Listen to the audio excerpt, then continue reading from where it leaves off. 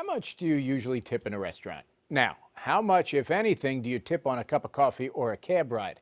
Tipping etiquette is getting a lot more complicated these days thanks to technology, which seems to be surrounding us with suggested tips at the point of an ever-widening range of purchases.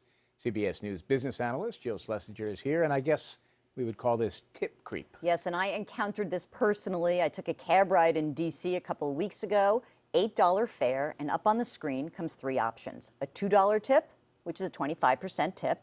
Then I could do a $3 tip, 37.5% tip, or I could do a $4 tip, a 50% tip. And as a matter of fact, the New York City Taxi and Limousine Commission found that when they looked at cash tips, 10% tips, credit card tips over 20%. And I think we've also encountered this in a lot of stores that people are using iPads and iPhones with their applications. Up on the screen come those three choices, and you sort of feel like you got to pick one of them. No suggested 10 or 15% tip. But this is a system that seems to be almost preying on a customer's sense of guilt. And it has really evolved. Folks at the Emily Post Institute say to us, hey, you know, when you went to a deli or a cafe, people wouldn't tip. They have no suggested tip. And then it was really 15 or 20% in a restaurant or a bar. But I think it does prey on that guilt. It comes up on the screen, and maybe we're too lazy to figure out 10 or 15%, but we do tend to just push that button to alleviate our guilt. But when you go into a restaurant, tipping is sort of built into the system. So what are you going to do about that? Well, this is interesting. There are some restaurants where we see that people are getting paid better. They're getting some benefits. And in those restaurants, they're saying no tip. We're going to include service instead,